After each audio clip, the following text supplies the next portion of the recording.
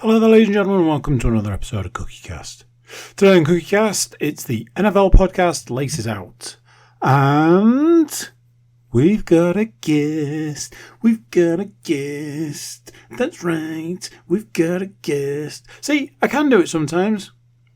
As detailed in this podcast, there was guest action, and the reasons behind that will become clear. You may or may not recognise our guest. Depends how up on popular podcasts you are. Before we get started, please do consider like, share, subscribe and comment. Leave reviews where you can leave reviews. Obviously the biggest one is share the podcast around. If you've got an NFL fan in your life, send this podcast in their direction. They're going to be like, hey, thanks. Right, let's get started. Here we go. This is CookieCast. Laces Out.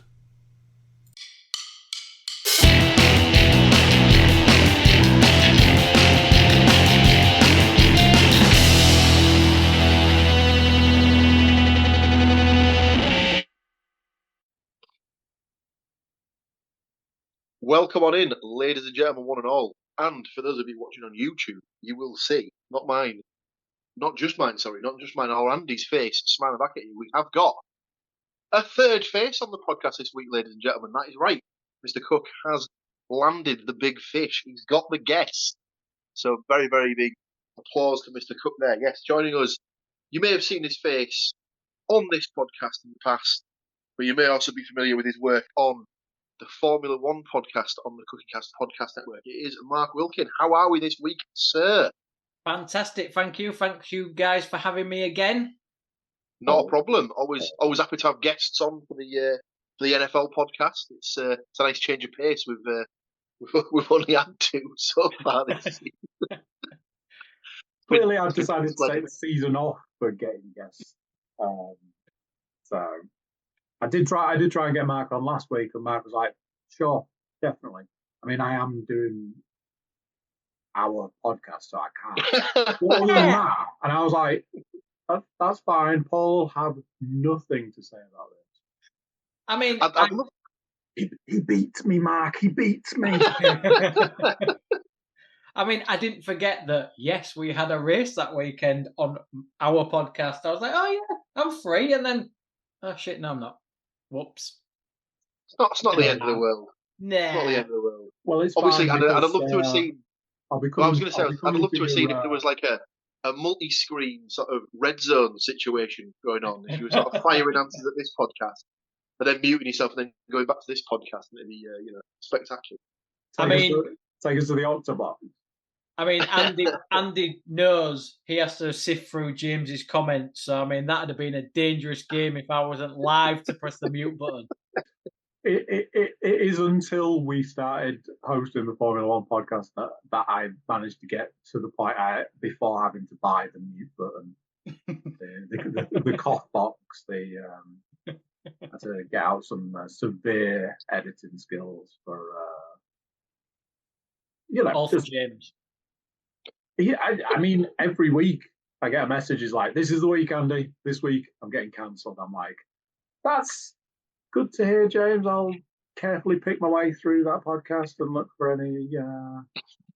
Yeah, I mean, unfortunately, I had to entrust him while I went on holiday. I mean, Tony forgot to send you the podcast, which that's twice he's done that now. I mean, that's a major thing in the podcast world.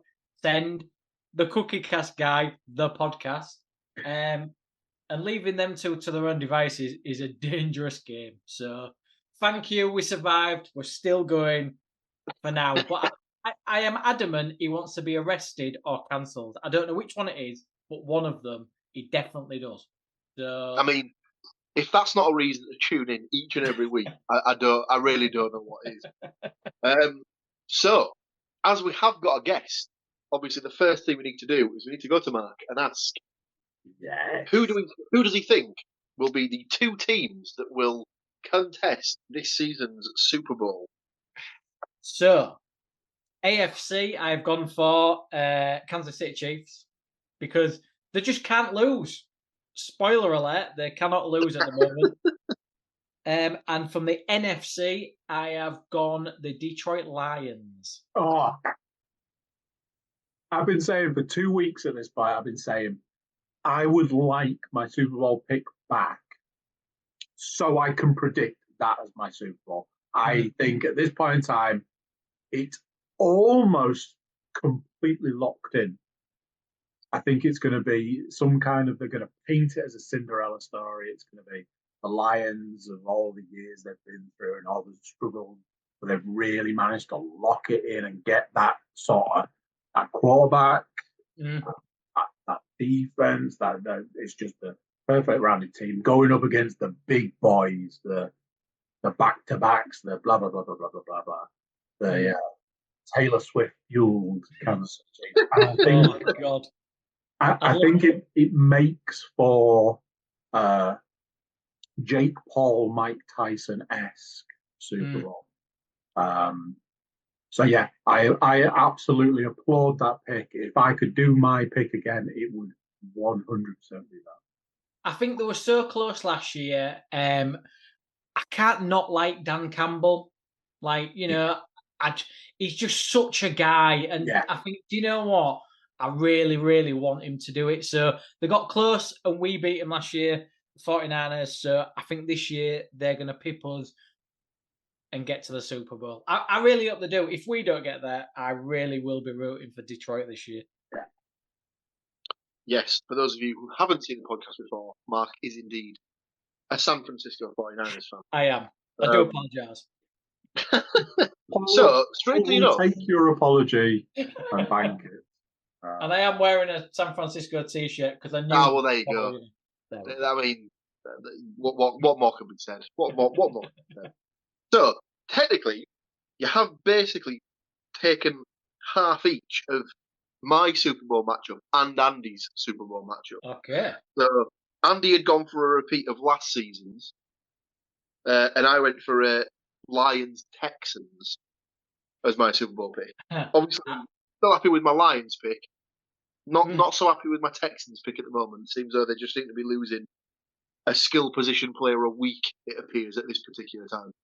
So that's probably my fault because I picked CJ Stroud as my quarterback in fantasy this year, thinking, he'll do an excellent job. I got him and Caleb Williams, and they've both been terrible. Yeah, not the stellar season that Mr. Stroud would have been liking. Sadly. No. So, of the Lions and Chiefs matchup, which one do you believe would get the win? Unfortunately, the Chiefs. Oh, no. We'd all love to see it go the other way for a bajillion different reasons, but let's face it. Yeah. Do I even need to ask who you'd be picking as the game's MVP in that particular regard? Yeah, I think you might as well just write that down. Yep, okay. I didn't want to write that down, but I'm trying to think what the name of their best defensive guy is. Is it Chris Jones? That's him. That's exactly. I'll just stick him down, shall I? Yeah. Yeah, so just put him down. Chris Jones, but spelled P-A-T. Yeah. It rhymes with Jones. It rhymes with true. Jones. Very, very true. So, very, very true. So that's his Super Bowl pick. But if we go to the sort of the regular season overall, who do you think's the most likely pick as the league's MVP? So I was I'd say at the moment it's a little bit sort of open at the moment. There's not like a proper standout candidate. Although obviously we'll get to what happened to Jared Goff on Sunday night. But yeah, I was torn between two. I went for Josh Allen, but I was torn between him and Lamar. I just think Lamar have got Henry there that may take away from him as the season goes on. We all know Lamar's got an interception in him. Yeah. Josh Allen is the Bills. Let's be brutally honest. So, yeah, Josh Allen. Yeah. Not the first person. Nor the second person to pick Josh Allen as your league MVP so I believe. So far, you, Matt, and Andy have all picked Josh Allen. I can't see me or Stu getting it. It seems though Stu got Mahomes, who's on for a statistical worst ever regular season. And I went with CJ Stroud. unless he has an absolute barnstorming second half of the season, I can't see that one coming true. No. So that is the regular season predictions, all done and dusted. Obviously, Mark is only on as this week's guest, so wasn't involved with last week, but we do have to go through last week's games.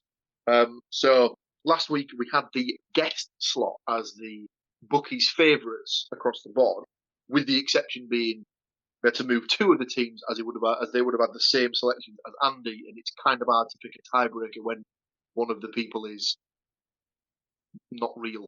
Imaginary. It's an imaginary. Yeah, basically. So we moved the line on the two closest games, which were the Cardinals, Jets, Dolphins, Rams. So, of the 14 games that were there to be picked, with 9 of 14 selections correct, and 9 of 14 selections correct, it is the guest and Mr. Andrew Cook, ladies and gentlemen. Sadly, Mr. Cook was let down by the following 5 teams. The Giants not beating the Panthers, lol. The Bears not beating the Patriots, also lol. The Falcons not beating the Saints, biggest lol of the week. The Commanders not beating the Steelers, and the Rams not beating the Dolphins. The 5 that the guest lost out on was, again, Giants, Bears, Falcons. They had the favourite was the Commanders over the Steelers, so they lost on that one. We also changed them from the Cardinals to the Jets in the favoured stakes on that one. So that's the other one that let them down. They obviously picked up the point for the Dolphins, whereas myself and Andy didn't get that. So taking the win with 10 of 14 selections, it is me. And I was let down by the Giants, the Bears, the Falcons, and the Rams. All the other ones I had the same as Andy, apart from I had the Steelers to beat the Commanders, so that was the one that gave me the point to take the win this week. So that moves me to 6 points for the season. Andy with the 4 points for the season, but of course we'll come back to this. He has the asterisk next to him, as he did get 1 week where he got every single result spot on, but I couldn't give him an extra point because it would just throw the scores to cock. So all that's left from week 10, from a predictions perspective, was the side bet. Now, we went into the side bet with me on a bit of a roll, as I think I had 1, 2, 3, 4 back-to-back weeks of getting all 4 of my selections correct. It was Andy's turn to get all 4 of his selections correct this week, as he had the Chiefs, the Bills, the Vikings, and the Cardinals. So moves himself to 28 points from a possible 40. Could I do the same? Well, I had the Chargers to beat the Titans. That's a point. I had the Eagles to beat the Cowboys because, well, obviously. I had the Giants to beat the Panthers. It was so close. It was so very close. If someone had basically just like dipped that ball in like sauerkraut or whatever it was before, was it Tracy had the carry that he just fumbled in overtime? And it didn't look much better when I had the Bears to beat the Patriots either. So two silly picks there by myself, which drops me to 31 out of 40 points for the season so far. So Andy technically gets the win overall that week, but he is still 3 points behind in the side bet. That's all of week 10's predictions and whatnot done. But we do have some stats, Mr. Cook, to go through for week 10. So just put a nice little bow on it. One of those situations where it's a quiet week in Podcast Towers. This is the second and last podcast of the week. A little bit of because of that, the stats mistress kind of got it in her head she was taking the week off. So at a particular point this afternoon, I was like, no stats. And I received a 1-word text message that began with F. And I went, there it is. So with a scramble, the Stats Mistress has delivered. All credit to the Stats Mistress, and credit to Nate Davis of USA Today. I have divided the stats up between these two gentlemen here. I'll take the first run at it for Week 10 NFL stats. The first one being this. After surviving the Denver Broncos at Arrowhead Stadium on Sunday afternoon by blocking a game-winning field goal attempt on the final play to preserve a 16-14 victory, Kansas City improved to 9-0 for the third time in franchise history and remain the league's lone undefeated outfit. If I'd have had 5 minutes today, I was going to go back because I wanted to check something from last week's podcast, because I have a weird feeling that when we were predicting the games, I said something along the lines of, the Chiefs have to lose at some point. I don't think they're going to go completely undefeated. And the Broncos have this weird ability to generally not be great and then have one game where they are so dialed in, they can beat literally anybody. And I said this again on Sunday. I said this at the start of the game. I was saying to the Stats Mistress, I was like, I have a weird feeling about this game. And we sat almost like bated breath kind of thing when that kick came up. And I was just there going, this is it. This is it. I'm pretty sure I predicted it on the podcast, and I'm pretty sure that this is going to be the one where I go. So I'm going to try and go back and then like get it keyed up on YouTube and then do like a screen share so it would be in this one as well. But no time. DOS. One might also be asking, who's the biggest threat to the Detroit Lions, who scratched out a 26-23 win Sunday night in Houston, NFC? 3. Could it be the Philadelphia Eagles? ? Their 5-game winning streak is currently eclipsed only by the heaters the Chiefs and Lions are on. Sunday, Philly moved back atop the NFC East after dismantling the Dak-less Dallas Cowboys 34-6. The Eagles are starting to resemble the team that nearly took out the Chiefs in Super Bowl 57. Fourth and final for me, I gave you boys the slightly bigger share this week. So my final stat for this week is, could it be NFC West leading Arizona Cardinals, who have won 4 in a row after embarrassing the New York Jets 31-6 on Sunday? The Cards have a multifaceted offense, but perhaps more importantly, the defense has finally begun to round into shape. That is it for me. And normally I'd throw you over to Paul and say, Paul, take it away. But when I saw the next stat, I was like, I know a man who's going to want to read this stat. So, Mark, take it away. So, shock horror, the San Francisco 49ers, since the start of 2019, they have only missed the NFC title game once. They are also a club known for playing better in the second half of the season under coach Kyle Shanahan. That should be much easier in 2024, now that the All-Pro running back Christian McCaffrey is now back. Praise Christian. Well, let's see how long he lasts. Bless him. Let's not ignore the Lions' backyard, which includes the Green Bay Packers.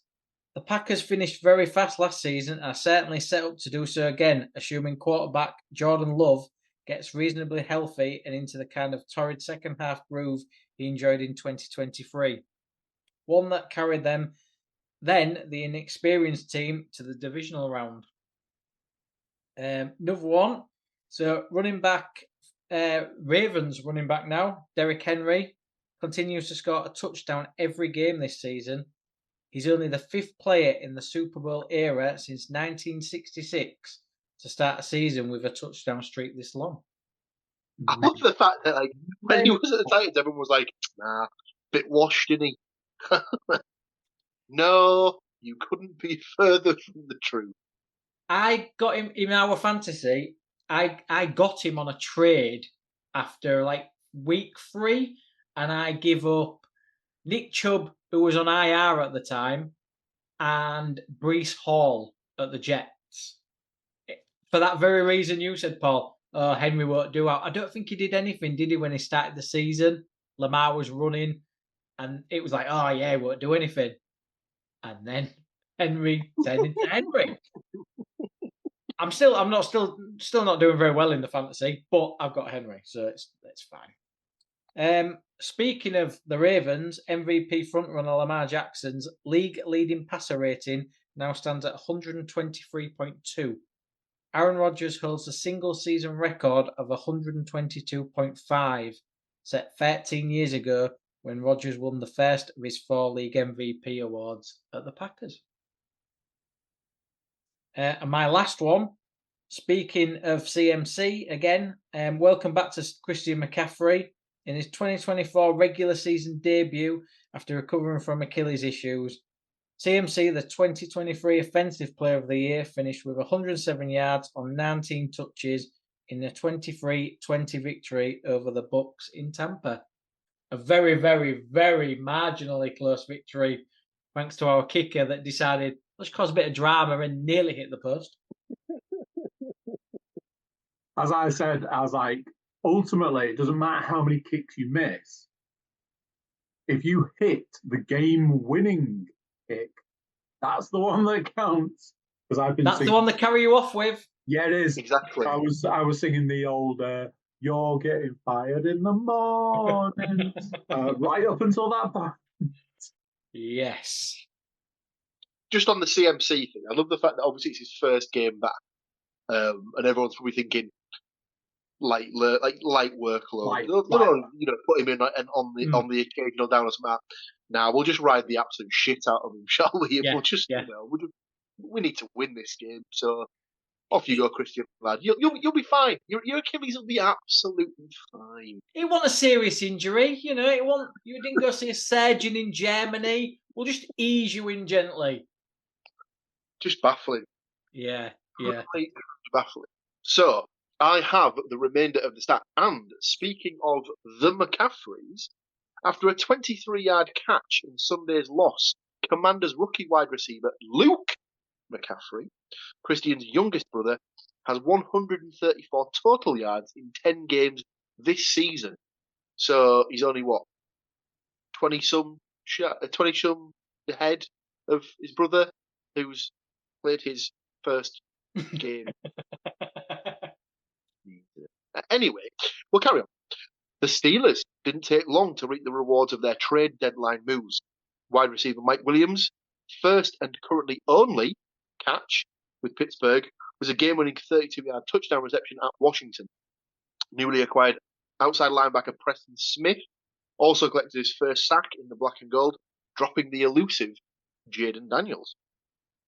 Running back Alvin Kamara overtook former backfield mate Mark Ingram as New Orleans' all-time leading rusher. One of the best dual threat backs in league history, Kamara's 55-yard day on the ground puts him at 6,544 career rushing yards. On a similar theme for bad days for kickers, Falcons kicker Younghoe Koo missed a career worst 3 field goals in Atlanta's 20-17 loss to the Saints. And to finish us off, the Chicago Bears have lost 3 straight since their bye week and are in danger of breaking rookie quarterback Caleb Williams. I'm sure Mark will be able to tell you all about that. Yep. The number 1 pick of the 2024 draft only passed for 120 yards total in an ugly 19-3 loss to the New England Patriots and was also sacked 9 times. Obviously, anytime any sort of stat like this comes out, you just have to sort of go back to the text that he sent to the punter in pre-season saying, "Don't worry, dog. You aren't going to be punting much on this team this season." It's just like, mate, just at least have a few games under your belt before you start making calls that you just can't back up. And presumably he was the only person getting points in that game. So yeah, definitely getting a light workload, or not quite. So we have it. That is all of the stats for this week. So that's a bow nicely put on week 10. We can put that into the cupboard, close the door, forget about it, and move to week 11. Week 11 brings with it the same number of games, 14 games in total. The 4 teams on bye this week are the Arizona Cardinals, the Carolina Panthers, the New York Giants, and the Tampa Bay Buccaneers. Like I said, that leaves us with 28 teams, 14 games. Myself and Mr. Cook, we have already done our predictions. Those are in the book as we speak. Mark will be doing his predictions live on the show. So we're going to take a little break right now just to sort of compose ourselves. I'm assuming Mark needs the break just to settle himself down. Maybe some of those 50-50 games really sort of, decide which side of the knife he's perched on at the moment. He's going to fall either side. So we're going to step away, but you don't need to do anything, as we will be right back.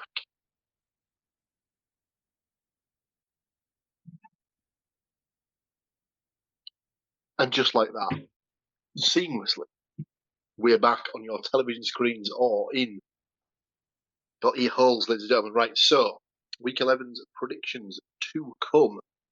As we said, 14 on the bye, Cardinals, Panthers, Giants, Bucks. The first game of the week is the Thursday Night Football, and it is an inter-conference, interdivisional matchup. It's a tasty one on paper, could be the game of the week. But there's a game that's on Sunday that's on the late slot that looks incredible. So I'm pretty sure that will be taking game of the week. But yes, we have the Washington Commanders at the Philadelphia Eagles. I already have myself and Mr. Cook's prediction in the book. But I will come to Mark first to see what he's got down for Commanders Eagles, and then we'll go from there. So which side of the coin are you coming down on this one, Mark? I have gone Eagles. That's a clean sweep, ladies and gentlemen. We have all gone for the Eagles. I'm assuming home field advantage has probably played into that a bit. The fact that Saquon's just, jumping over people backwards. Backwards, like he don't care. Yeah, absolutely. Yeah. So that's the Thursday slot. We then move to the Sunday slate of games. I keep trying to work out if there's because obviously last week they obviously threw in that cheeky little international series game with the Germany game. So I keep looking at these thinking, there must be an early kickoff or something. But I'm pretty sure these are all 6 p.m. Sunday kickoffs, obviously 6 p.m. UK time. It's another interdivisional matchup where we have the Green Bay Packers at the Chicago Bears. Myself and Mr. Cook are both in agreement on this one. We've both backed the Pack to get the result here. How are you swaying on this one, Mark? Are you go Pack go on this one as well? I'm the other side. I've got the Bears. They fired their offensive coordinator this week, so expect a reaction. Good point. I think the only reason I've gone with the Packers is because obviously they're coming off the bye week. So they've had the week to sort of get healthy. Jordan Love's had another week to sort of get himself right. I'm assuming that's the same sort of thing for you, Andy? Yeah, pretty much. Next up, oh dear. The Jacksonville Jaguars taking a trip to Detroit. To be sacrificed to the football gods. Literally thrown to the Lions. Actual Lions would probably do less damage than the Detroit Lions football team are going to do to that team. Now, next week, when the Jags have beaten the Lions, I have to clip that out. Yeah, I didn't say that. I don't know what it's about. I've never mentioned it. Yeah, when Matt Jones turns up and throws for 700 yards or something like that. I'm assuming it's a Lions pick. You are correct. I mean, I haven't seen the line. I haven't seen the lines yet, but I'm assuming they must be at least 17-point favourites or something like that. could even be 3 touchdowns. I mean, it's that one-sided of sort of an effort, really. I'm expecting 3 touchdowns in the first half. Oh, those poor Jackets. Next up, we have the Las Vegas Raiders at the Miami Dolphins. Myself and Andy have gone for the Dolphins on this one. Make Mark? That 3 people. Dolphins. Yep, clean sweep. I mean, honestly, didn't think there'd be many games this season where the Dolphins would be heavy favourites, but they're at home. The Raiders are dog shit. I'm not surprised. Next up, we've got the Los Angeles Rams at the New England Patriots. What have you got for that one, Mark? Well, you mentioned dog shit, which the Patriots are also dog shit, so it'll be the Rams. It's another clean sweep on that one, ladies and gentlemen. We've all gone with the Rams, even though obviously they both had the opposite result last week. Obviously, the Rams lost at the Dolphins, and the Patriots got the win at the Bears, which was probably a little bit of a shock. Next up, we have the Cleveland Browns on the back of their bye week, going to New Orleans to take on the Saints off the back of their win against the Falcons under their new interim head coach. Myself and Andy have both gone for the Saints on this one. Yeah, Saints again. Yeah. Yeah. New sort of coach bounce to continue, or just the fact that the Browns are awful? They're both awful, but yeah, you'd think that new coach bounce that swayed it. Next up, I take it back. There's quite a few games this week, which could be game of the week, as we have the Baltimore Ravens at the Pittsburgh Steelers. That'll be a quiet night at the library. We have a difference of opinion on this one. I've gone for the Steelers in Pittsburgh. Andy's gone for the Ravens on the road. Which side have you come down on, Mark, for the Ravens-Steelers game? This is one of the games where I went live because I have written this game down probably 7 times. And the Stevens. We've gone for the Stevens. Yes, I have gone with the Ravens. I've gone with Andy. I would imagine that this one's probably one of those ones that's going to be like a 1-point favourite either way, and the lines could change all the way up to kickoff, just because it's a divisional game. They don't like each other. I feel like the killer is going to be Russell Wilson because he's been so good for the last 3 weeks. Let's be honest, he's going to have a Russell Wilson week at some point. Why not do it against the divisional rivals? It's a good point. I've not considered that, but yes, he does have an implosion coming somewhere down the line. That is true. Next up, we have the Minnesota Vikings at the Tennessee Titans. Vikings. Yeah. Thought as much. Yeah. Titans obviously kicking themselves that they let basically their entire offense walk out the door this summer. Next up, we've got, dear me, what's the opposite of game of the week? Dross off. The one that you want to avoid at all. Do you remember there was a season where I was like, can we all agree that there's one game a week that you don't have to pick? You can nominate a game where you go, I don't want to have to pick this because it's just hot garbage. And it's just that, please don't make me have to pick between this steaming pile of garbage and this steaming pile of garbage. It's just that, can I not? Well, speaking of hot piles of garbage, we have the Indianapolis Colts at the New York Jets. Now, I'm going to come to Mark first for this one, because I am intrigued as to which way he's gone, because myself and Andy have both gone the same way on this one. I've gone the Colts. I am not surprised. That was another one that you could just basically toss a coin. And let's be honest, who cares, really? Neither of these teams are making the postseason.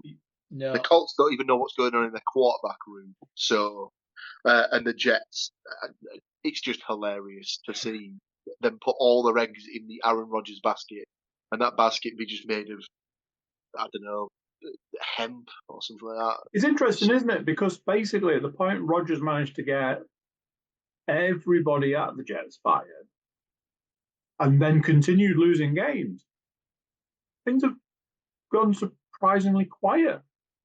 Almost like It's almost like he's the problem. Well, they've got Devontae Adams in now. They're going to win every week. Oh, no, they're still not winning. They're going to win absolutely every game from that point on. Because that's what they were missing. Yeah, absolutely. We say that. Me and Andy have both picked the Jets in that one. Like you say, another coin toss, innit? Let's be brutally honest. Yeah, big time. Next up, we've got 4 games in a row where me and Andy have differences of opinion on these ones. So next up we have the Falcons at the Broncos. I've gone Broncos. Andy's gone Falcons. What have we got for that one, Mark? I'm agreeing with Andy again. Falcons.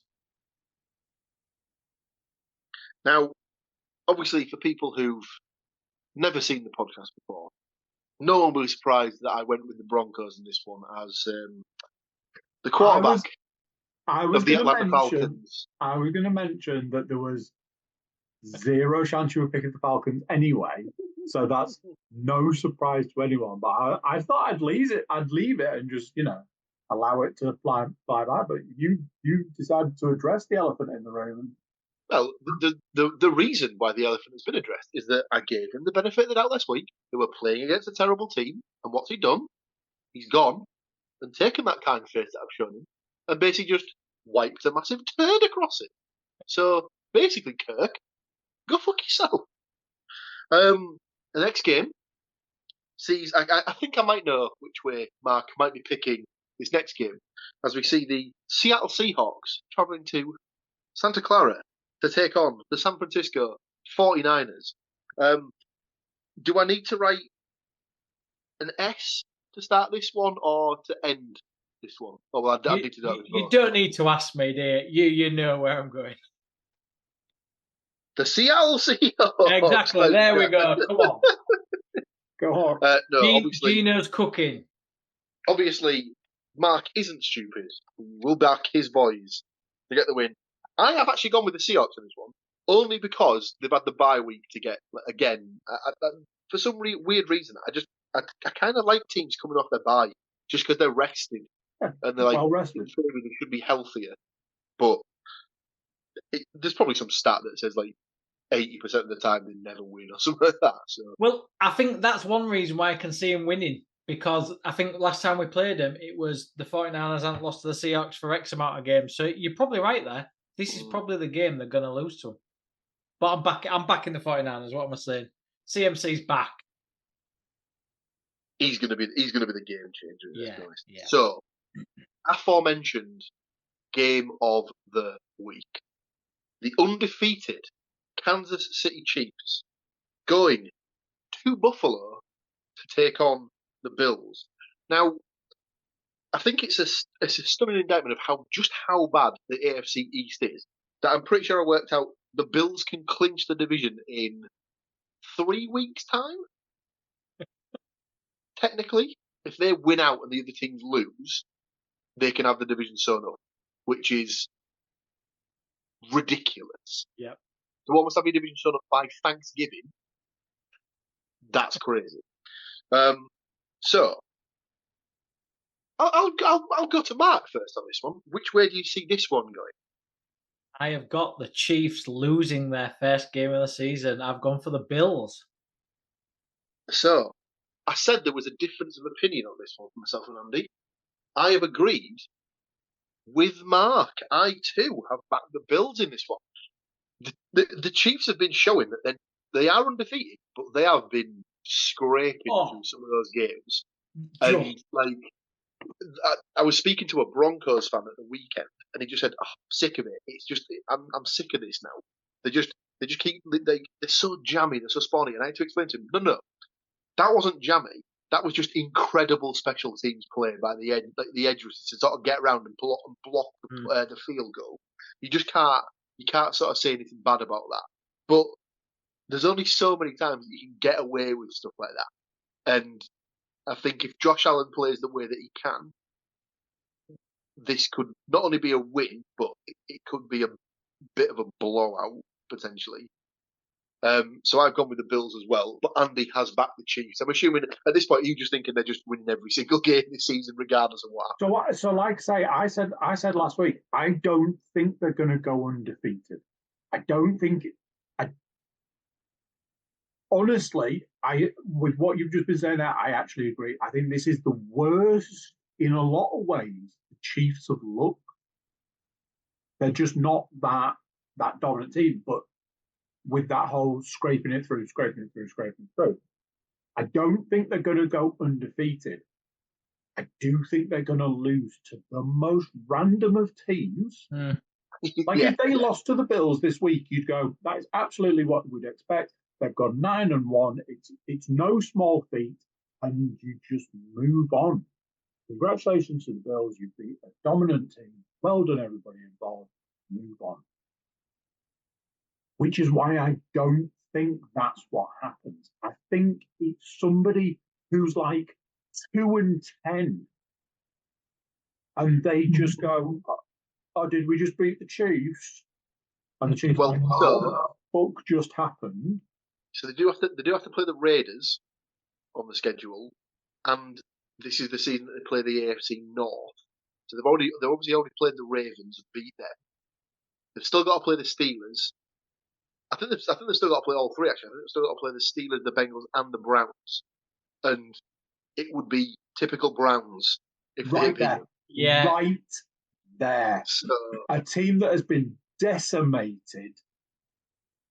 The wheels have firmly fallen off the bus. Right there, I'm saying it now. Bookmark it now. Today's day. I am putting it here. Put it in the book. Fast forward to whichever week it is. Browns to beat the Chiefs. I'm just saying. I just think there has got to be that one game where it's like, well, who could have possibly seen that coming?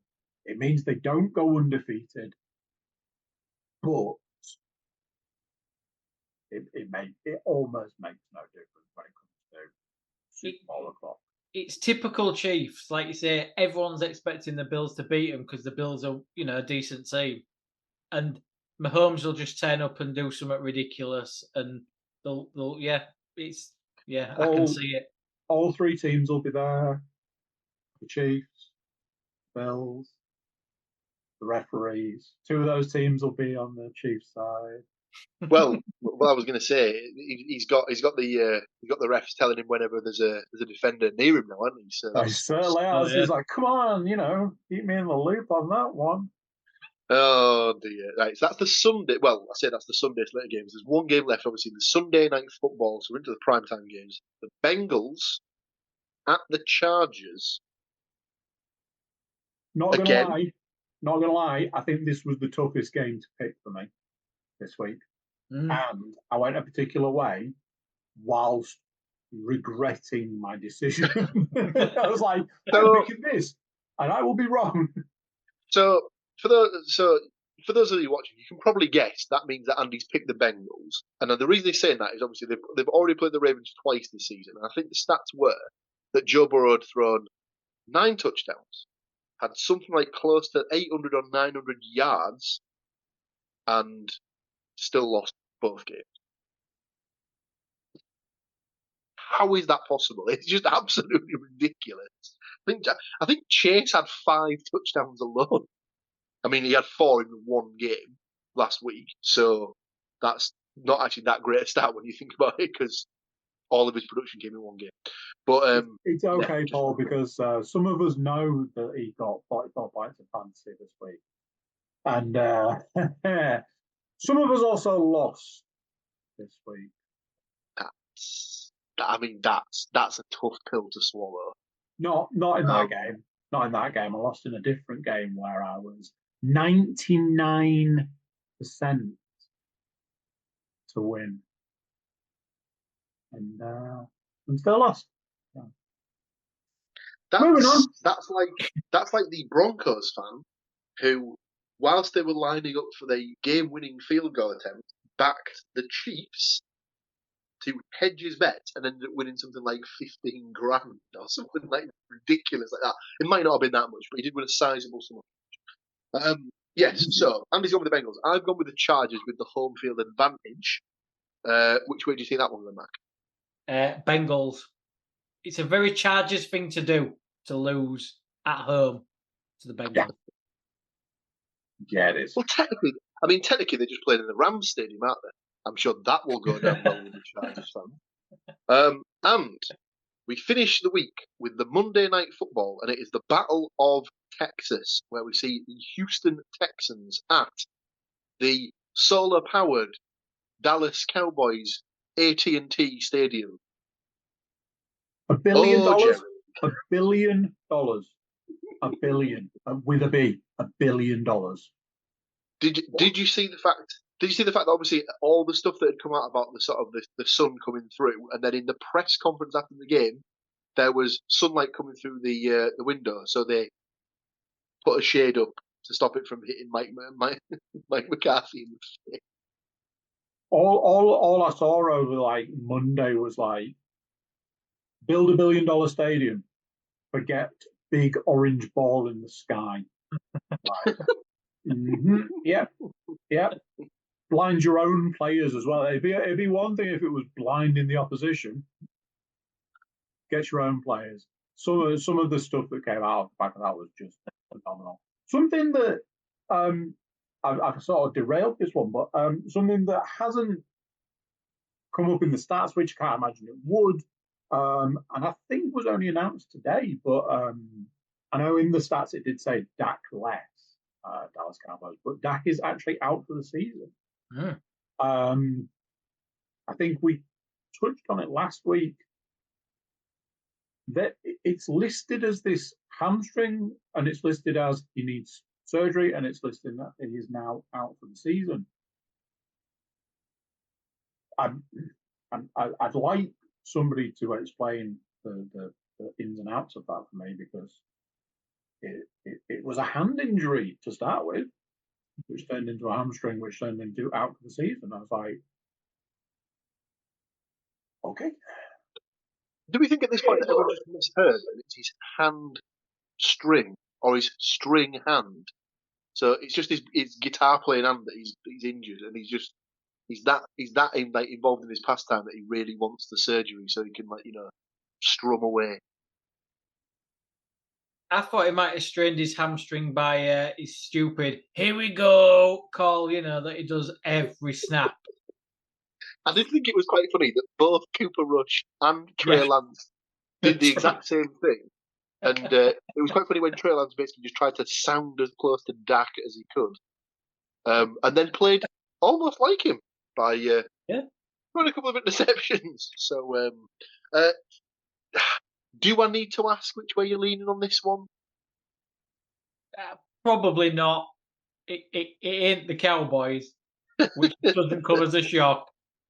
Shock horror, we've all gone for the Texans on that one. I think at this point, obviously with Dak being down for the season, is it even worth trying to see if there's a player left in Trey Lance, or at this point are we just writing him off as probably the worst draft bust of all time? You at this point in time, the Cowboys are 3-6. Let's face it, it's probably that point. I know in a group that some of us are in, Stuart already highlighted it's probably that time of the year. Dak gone off injured, and the Cowboys have basically been put into that position as always. That's basically the end of the season for them. At 3-6, you would need something quite spectacular to come back from this to even make the playoffs.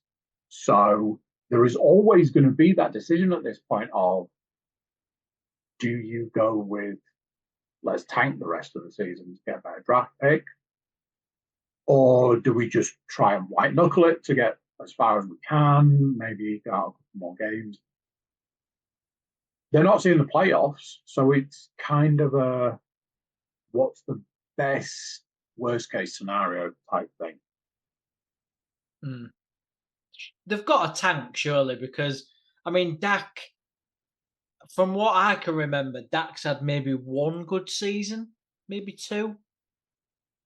I think he's one of those guys where he probably is like better than the median. He's probably in the top 10 or 12 quarterbacks in the league. He's not in the top 5, so he's never gonna drag you to a win. Is he? He's not that sort of a quarterback. He's a serviceable quarterback. He'll get you some he'll get you touchdowns, he'll get you yards and stuff like that. But he's not like a game winner, is he? Maybe that season where he was basically the backup and then he got thrust into the starting position because Romo went down injured. I think that was probably statistically one of his better seasons. And that was mainly because he was probably playing without fear because he was the backup already. So he knew that they weren't going to be going to the third string, which I think was, what's the guy? His name? He's a coach now. Oh, Christ, what's his name? Little short, weedy guy. It'll come to me once we stop recording. But he was the third string quarterback. It was the backup, and they clearly weren't going to put him in, so he was kind of playing without any sort of fear. But yeah, it's all gone wrong for the Cowboys, and obviously they've just paid CeeDee Lamb, they've just paid Dak. Micah Parsons is due. Can they afford to keep all three? Probably not.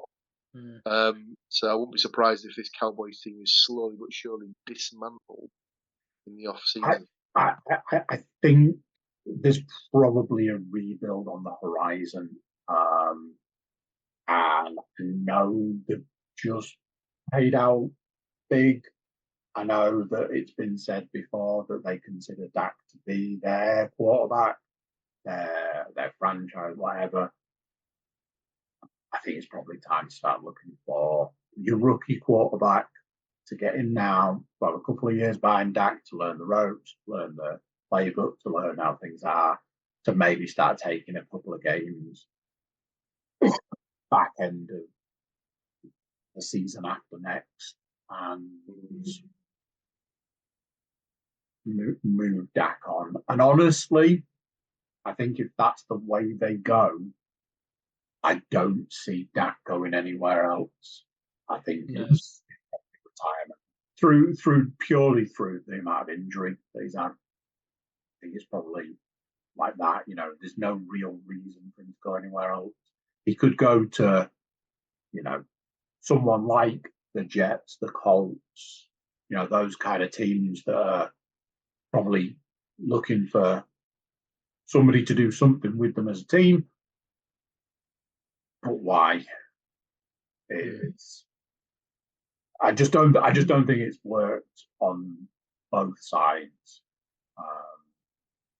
But yeah, they do keep banging that drum. So it is rumored to be a strong quarterback draft class, isn't it, for the next draft? I think so. Like you say, if there's a good time for the Cowboys to do it, now is the time, I suppose. Unless they try and suck for 2 seasons and try and get Arch Manning, which might be a possibility. Yeah. So that's week 11's picks done for myself, Andy, and Mark. All that's left to do is myself and Andy to sort out our side bet picks. Now, obviously, Andy technically won last week, but he's still behind. So it's a case of, do you want to go first, or do you want to stick with your winning formula of putting me into that? So personally, at this point in time, I'd like to raise a grievance, and that grievance is that the Carolina Panthers are on bye this week. Because that's normally that's a safe bet, and I think you're right. I changed it up last week and got the clean sweep. So you are winning. I think you should dive into what is murkier waters than have been previously.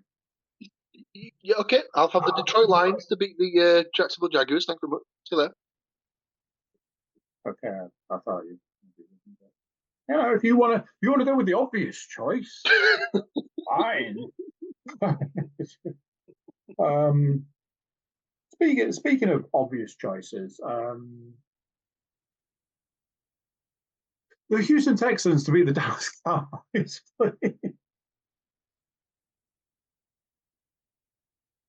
And now this is where you're really asking. Okay, give me Minnesota to take the Titans to task. It's like staring me in the face and saying, "Oh God, he's going to take that. He's going to take that right from under my nose. What a little filthy slug." I will. So I've got the next two. Yeah, I know they're at home, but can the Saints be trusted to go 2 straight? I know it's against the Browns, but all it takes is Myles Garrett to just teabag someone, and that game could go off the rails. I won't go there. I'll go for the Dolphins to beat the Ravens. Fine. And I can't do that either. Oh my God, there's so many dross teams. I'll go with the Packers to beat the Bears. Go Pack, go. There's two teams I'm looking at here, and I just cannot bring myself to do it. Will Mr. Cook do it? Will he do either? Will he do both? I would say the Rams to beat the Patriots. Not where I thought he was going.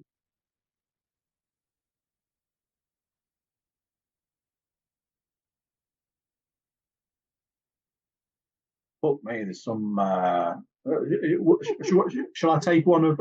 Should we pick between the Eagles and the Commanders? See which one's winning that 7-2 versus 7-3. Don't think I'll be picking that game, mate.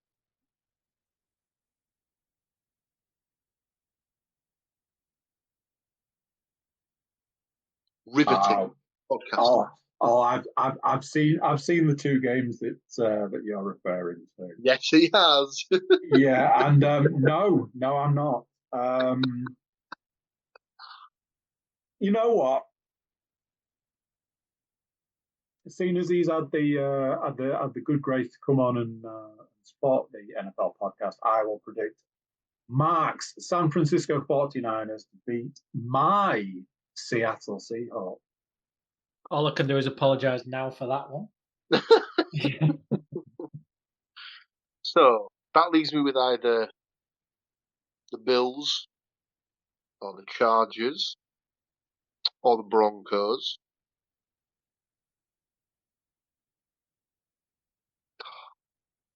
I picked them, but am I seriously going to put my entire faith in the Jets?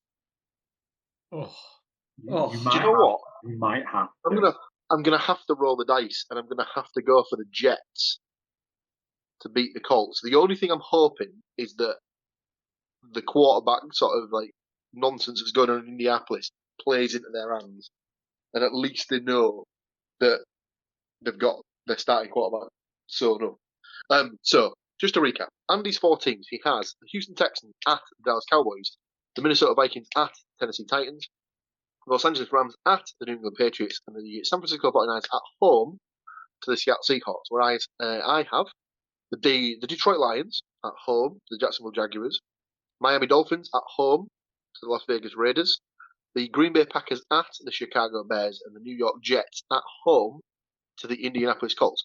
Mark, if you were given a shiny 50p piece and you were told you had to purchase that 50p piece on one of our 4 selections, whose would you fancy to get you another shiny 50p piece back as your winning stake?